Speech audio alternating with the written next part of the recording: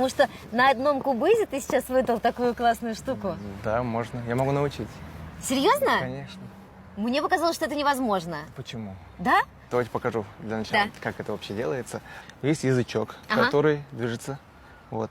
Для того, чтобы язычок двигался, зубами нужно вот так вот примерно поставить зубы. Ага. Чтобы между зубами язычок мог проходить и получался звук. Вот.